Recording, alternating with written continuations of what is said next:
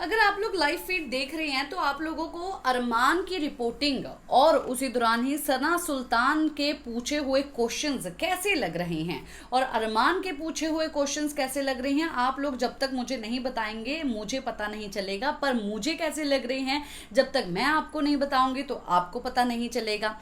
तो सना सुल्तान जो है बहुत ही बेकार चीज़ें कर रही है, पहली बात है। तो पहले मुझे लगा था कि शायद थोड़ी सी अच्छी चीज़ें करेगी, क्योंकि चंद्रिका के साथ जिस तरीके से उसने शुरुआत की वो तो काफ़ी ज़्यादा कमाल की थी। पर नेजी को पहले पकड़ा और नेजी को ऐसे वैसे सवाल पूछने लग गई, उसके लव स्टोरी ये वो पूछने लग गई, जो कि नेजी वैसे भी बहुत सारी चीज़ें बताता रहता है। और उसके ऊपर जो बायोपिक बनी है उसकी, जो एक्चुअली में मूवी बनी है गली बॉय, तो उसमें भी काफ़ी सारी चीज़ें जो है नेजी के प्यार को लेके, लाइफ को लेके जो है दर्शाई गई है। तो कुछ इंटरेस्टिंग सवाल जो है पूछने चाहिए थे, जो कि इसने पूछे नहीं। चंद्रिका से भी पूछा, पहले पूछा कि ऐसा कौन सी चीज़ है जो कि आपने मतलब कि बेपाक ऐसी कर दी और आपको जो है मतलब कि रिग्रेट हुआ कि वो चीज़ मुझे नहीं करनी चाहिए थी। और उसके बाद जब चंद्रिका बोलती है कि विश्वास, तो चंद्रिका तो है ही इतनी ज़्यादा मतलब कि ऐसी है वो चंद्रिका, इतनी ज़्यादा उदासी से भरी हुई है। मुझे उसको देख के बहुत ज़्यादा उदासी, मुझे एक्चुअली में नींद आने लग जाती है। तो चंद्रिका का कहना ये है कि उसने बात ही घुमा दी कि नहीं मतलब कि बेपाक आप ऐसी हैं वैसी हैं, तो आप मतलब कि ऐसा क्या है जो आप कर नहीं सकती थी पर आपने कर दिखाया।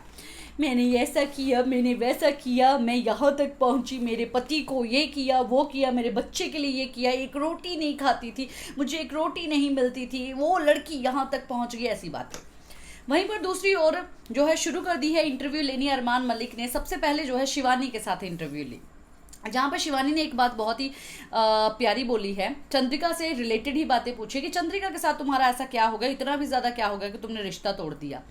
तो उसने ये बात बोली कि देखो चंद्रिका ने मेरे नाम पे चिट्ठी नहीं लिखी और उसका कहना ये है कि तुम बहुत ही बदतमीज़ तरीके से बात करती हो।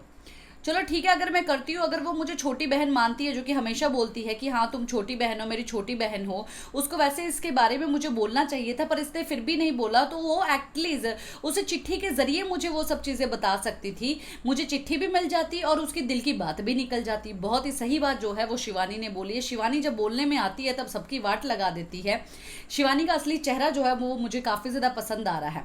और अब जो है ये भी बात पूछी कि तुम छोटा अखबार कैसे बन गई, तुम क्यों इधर की बातें उधर लगाती थी, तो चंद्रिका को तुम सब जाके बातें बताती थी। तो शिवानी का कहना यह है कि देखिए मैं जाके बात नहीं बताती थी, उसने मुझे छोटी बहन माना, मैंने उसको बड़ी बहन माना। उसने मुझे ये बात खुद बोली कि अगर मेरे खिलाफ कोई बात करता है तो मुझे आके बताना।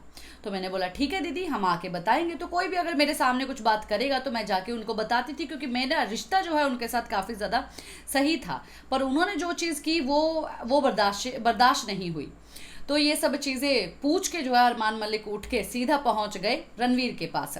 रणवीर से भी काफ़ी सारे सवाल पूछ रहे हैं और सोचिए पूछने के वक्त जो है वो ये बात बोल रहे हैं कि चलो सर आपसे भी जल्दी जल्दी पूछ ही लेते हैं। यानी कि मेन मकसद जो है लवकेश के पास जाना, सना मकबूल के पास जाना और विशाल के पास जाना, वहाँ पर जाके तीखे करारे सवाल पूछने, अपनों के लिए तो बड़ा मीठा बना जाए। इसीलिए मैंने पहले ही बोला कि बिग बॉस को सोचना चाहिए था, एक जगह पर अरमान को बनाना चाहिए तो दूसरी जगह पर लवकेश को बना देते। कुछ तो चीज़ें ऐसी करते ना कि एटलीस्ट ऑपोजिट जो भी ग्रुप होते वो तीखे करारे सवाल जो है ऑपोजिट ग्रुप में पूछे जाते। अभी ये लोग तो इनके अपने हैं, ये लोग आखिरकार कैसे पूछेंगे एक दूसरे को सवाल। बस जल्दी जल्दी निकलो भाई, रिपोर्टिंग तो किसी और का असली चेहरा सामने लेके आना है। अरमान मलिक का यही मकसद है।